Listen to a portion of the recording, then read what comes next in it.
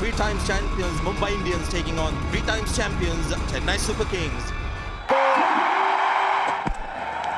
Nipped and gone, slower ball I think it was from Chahar, and they picked up two in quick succession. Here is off again, and CSK are lighting up the stadium here in Hyderabad. Win. Blitzed, absolutely blitzed. That's the form line of Faf du Plessis. Beautiful stroke. That's even better.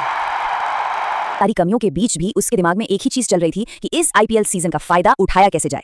तो जब अमन ने online ढूंढा तो उससे मिला क्या? ज्यादातर betting apps और बहुत सारी रिस्की ट्रिक्स। प्रॉब्लम ये थी कि उसके पास तो इन्वेस्ट करने के लिए 100 रुपए भी नहीं थे, तो जाहिर है उसने ये जोखिम वाला रास्ता छोड़ा और सोचा कि कुछ नया, कुछ अपना बनाना पड़ेगा। और बस यहीं से कहानी में एक बहुत ही इंटरेस्टिंग टर्न आया। अमन को एक चीज रियलाइज हुई कि लोग आईपीएल सिर्फ देखते नहीं हैं, वो इसके बारे में जानना चाहते हैं, बात करना चाहते हैं। वेल, इसी को कहते हैं अटेंशन इकोनॉमी। बहुत सिंपल सा फंडा है, जहां लोगों का ध्यान वहीं पर वैल्यू और वहीं पर कमाई के मौके।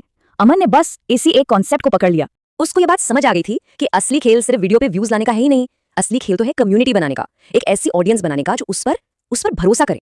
तो इस नए आइडिया के साथ अमन ने जरा भी टाइम वेस्ट नहीं किया, सीधा काम पर लग गया। उसने अपना वही पुराना फोन उठाया और एक्शन मोड ऑन। और उसका प्लान देखिए कितना सिंपल था। पहला स्टेप, हर मैच के बाद हाइलाइट्स देखो। दूसरा, 30 सेकंड का एक यूट्यूब शॉट बनाओ जिसमें मैच के 3 सबसे जरूरी मोमेंट्स हों। और तीसरा, जो लोग देख रहे हैं उन्हें अपने टेलीग्राम चैनल पर ले आओ। That's it. और इसका रिजल्ट, पहले दिन सिर्फ 112 व्यूज, दूसरे दिन 900 और तीसरे ही दिन ये नंबर पहुंच गया 11,000 से भी ज्यादा। मतलब ये जबरदस्त ग्रोथ इस बात का सीधा सबूत थी कि उसका आइडिया काम कर रहा है, उसकी ऑडियंस बननी शुरू हो गई थी। अब सवाल था, पैसे कहां से आएंगे? उसने बेटिंग या प्रेडिक्शन वाला रास्ता तो पकड़ा नहीं, बल्कि 2 बहुत ही स्मार्ट तरीके अपनाए। पहला, एफिलिएट मार्केटिंग, मतलब अमेज़न से क्रिकेट जर्सी वगैरह का लिंक शेयर करना और हर सेल पर कमीशन कमाना। और दूसरा, अपनी नई नई सीखी दी स्किल को बेचना। वो क्या थी? दूसरों के लिए थंबनेल डिजाइन करना। और फिर आई उसकी पहली कमाई। कितनी? सिर्फ 186 रुपए। सुनने में ये रकम शायद छोटी लगे, लेकिन अमन के लिए ये बहुत बहुत बड़ी थी। क्यों? क्योंकि ये पैसे रिस्क से नहीं, बल्कि अपनी स्किल से, अपनी मेहनत से कमाए गए थे। ये इस बात का प्रूफ था कि उसका प्लान कामयाब हो रहा है। तो अमन की इस पूरी कहानी से सीखने को क्या मिलता है? उसकी सक्सेस को ना एक बहुत ही सिंपल से 3 स्टेप फॉर्मूले में समेटा जा सकता है। स्टेप 1, कोई बड़ा सा ट्रेंड पकड़ो, जैसे अमन ने आईपीएल को पकड़ा।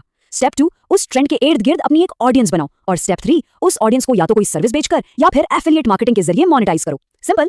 इस पूरी कहानी में जो सबसे जरूरी बात है वो है नजरिए का बदलाव। मतलब जहां ज्यादातर लोगों को सिर्फ एक क्रिकेट मैच दिख रहा था, वहीं अमन को एक मौका, एक अपॉर्चुनिटी नजर आ रही थी। आज भी अमन आईपीएल देखता है, बिल्कुल देखता है, लेकिन अब सिर्फ एंटरटेनमेंट के लिए नहीं। वो अब हर मैच में, हर एक बॉल में एक नया मौका ढूंढता है। और सच कहूं तो यही उसकी सबसे बड़ी जीत है। तो अब सोचने वाली बात यह है कि जब अगला आईपीएल सीजन आएगा तो वो सिर्फ मनोरंजन होगा या फिर अमन की तरह एक अवसर? ये सवाल सोचने के लिए छोड़ते हैं।